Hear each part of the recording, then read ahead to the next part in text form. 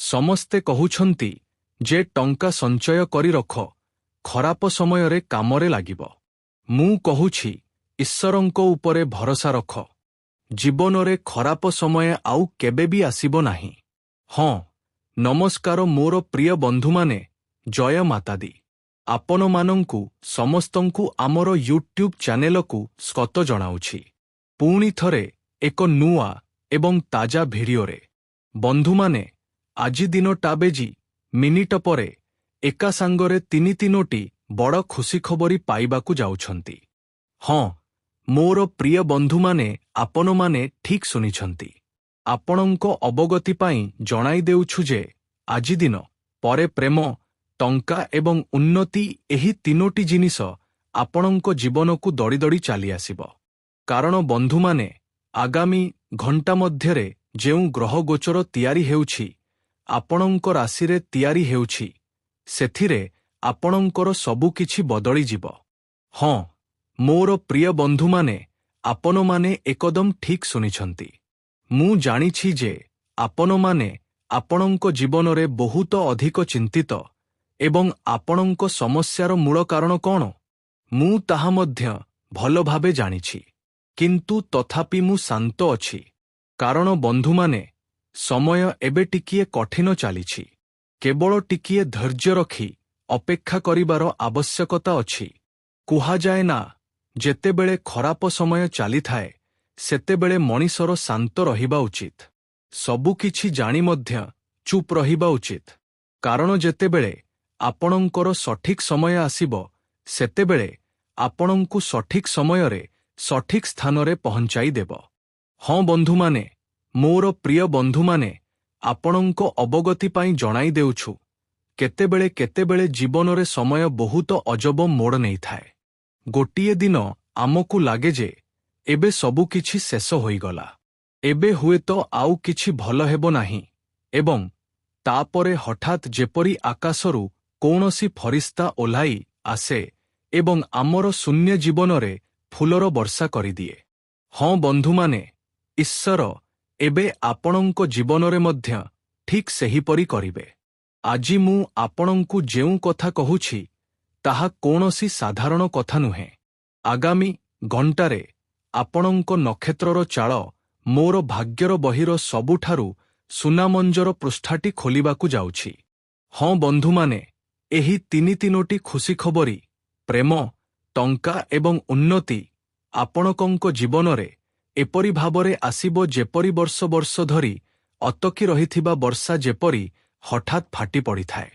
ଠିକ୍ ସେହିପରି ଏବେ ଆପଣଙ୍କ ଜୀବନରେ ସଫଳତାର ଝଡ଼ ଆସିବାକୁ ଯାଉଛି।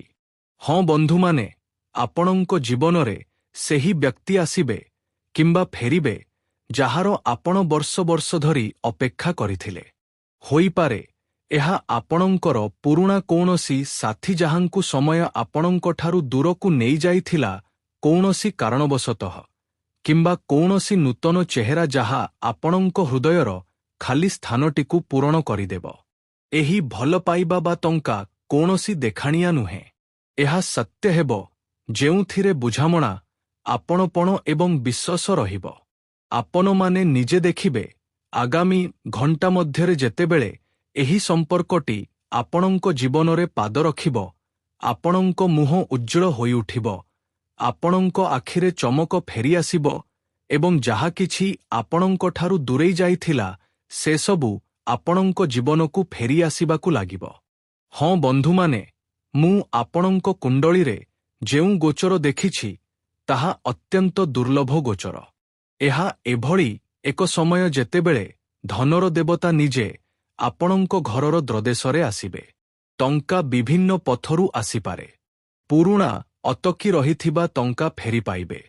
ହଠାତ୍ କୌଣସି ପୁରସ୍କାର, ବ୍ୟବସାୟରେ ବଡ଼ ଲାଭ କିମ୍ବା ଚାକିରିରେ ପଦୋନ୍ନତି, ଏହି ସମସ୍ତ ଜିନିଷ ଏବେ ଆପଣଙ୍କ ଜୀବନରେ ଆସିବାକୁ ପ୍ରସ୍ତୁତ ରହିଛି। ହଁ ବନ୍ଧୁମାନେ, ଏବଂ ଆପଣମାନେ କଳ୍ପନା ମଧ୍ୟ କରିପାରିବେ ନାହିଁ, ଯେଉଁ ସମସ୍ତ ବ୍ୟକ୍ତିମାନେ ଆଜି ଆପଣଙ୍କୁ ଅବହେଳା କରିଛନ୍ତି, ସେହିମାନେ ଆସନ୍ତାକାଲି ଆପଣଙ୍କ ସମ୍ମୁଖରେ ମୁଣ୍ଡ ନୁଆଁଇ ଠିଆ ହୋଇଥିବେ ଏବଂ ସେମାନେ ନିଜ ମୁହଁରେ କହିବେ ଯେ, ଆରେ ୟାର, ଆମଠାରୁ ବହୁତ ବଡ଼ ଭୁଲ ହୋଇଗଲା। ଆମେ ପ୍ରକୃତ ହୀରାଟିକୁ ଚିହ୍ନି ପାରିଲୁ ନାହିଁ। ହଁ, ଆପଣଙ୍କ ଘରେ ସୁଖ ସୁବିଧା ବୃଦ୍ଧି ପାଇବ ଏବଂ ଆପଣଙ୍କ ହାତରେ ଏଭଳି ଧନ ଆସିବ ଯାହାଦ୍ୱାରା ଆପଣ ଆପଣଙ୍କ ପରିବାରର ପ୍ରତ୍ୟେକ ଇଚ୍ଛା ପୂରଣ କରିପାରିବେ। ହଁ, ଧନ ଭଲ, କିନ୍ତୁ ପ୍ରକୃତ ସୁଖ ସେତେବେଳେ ମିଳେ ଯେତେବେଳେ ଇଜ୍ଜତ ଏବଂ ନାମ ଦୁଇଟି ଯାକ ଏକାଠି ମିଳିଥାଏ। କିନ୍ତୁ ଚିନ୍ତା କରିବାର କୌଣସି ଆବଶ୍ୟକତା ନାହିଁ। କୁହାଯାଏ ନା, ଯେତେବେଳେ ଜୀବନରେ ଧନ ସମ୍ପତ୍ତି ଆସିବାକୁ ଲାଗେ ସେତେବେଳେ ସବୁକିଛି ଭଲ ଚାଲିବାକୁ ଲାଗେ। ସେହି ସ୍ଥାନଗୁଡ଼ିକ ମଧ୍ୟ ଭଲ ହେବାକୁ ଲାଗେ ଯେଉଁଠାରେ ପ୍ରତିଦିନ ଝଗଡ଼ା ବିବାଦ ଚାଲିଥିଲା। ଏବଂ ସେହି ଲୋକମାନେ ମଧ୍ୟ ଭଲ ପାଇବାକୁ ଲାଗିବେ ଯେଉଁମାନେ ଆପଣଙ୍କ ନାମ ପର୍ଯ୍ୟନ୍ତ ଶୁଣିବାକୁ ପସନ୍ଦ କରୁନଥିଲେ।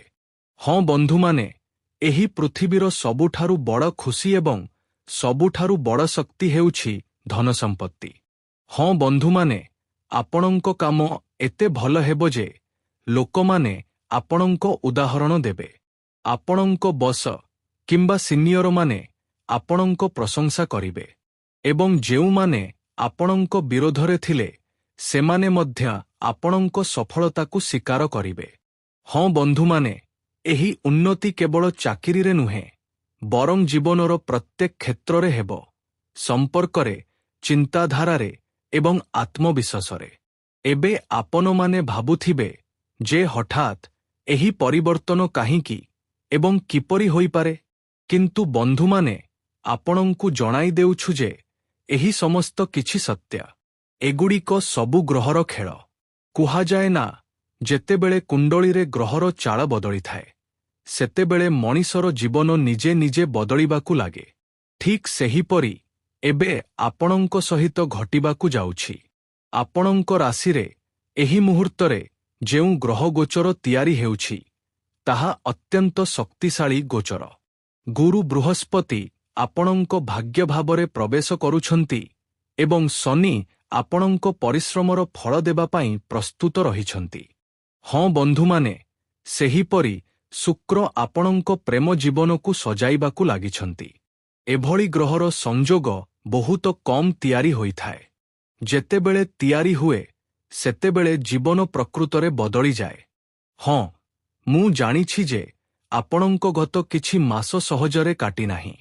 ପ୍ରଚୁର ଦୁଃଖ କଷ୍ଟ ଦେଖିଛନ୍ତି ଏବଂ ବହୁତ ସମସ୍ୟାର ସମ୍ମୁଖୀନ ମଧ୍ୟ ହେବାକୁ ପଡ଼ିଛି।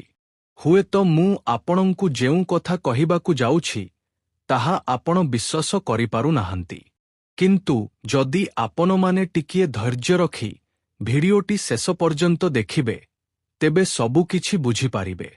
ହୁଏତ ଆପଣଙ୍କୁ ଧୋକା ମିଳିଛି, ଟଙ୍କା ଅଟକି ଯାଇଛି କିମ୍ବା ପରିଶ୍ରମର ଫଳ ମିଳିନାହିଁ, ଯେଉଁ କାରଣରୁ ଆପଣଙ୍କ ମନ ଏବଂ ହୃଦୟ ବିଷାଦଗ୍ରସ୍ତ। ସେହି କାରଣରୁ ଆପଣଙ୍କର ବିଶ୍ୱାସ ମଧ୍ୟ ହେଉନାହିଁ। କିନ୍ତୁ ମନେ ରଖନ୍ତୁ ବନ୍ଧୁମାନେ, ଜମିରେ ଯେତେବେଳେ ଫସଲ ପାଚିଯାଏ ସେତେବେଳେ ଅମଳ କରିବା ପୂର୍ବରୁ କୃଷକକୁ ଶେଷ କିଛି ଦିନ ଅପେକ୍ଷା କରିବାକୁ ପଡ଼ିଥାଏ। ଆପଣଙ୍କ ପାଇଁ ମଧ୍ୟ ଏବେ ଠିକ୍ ସେହି ସମୟ।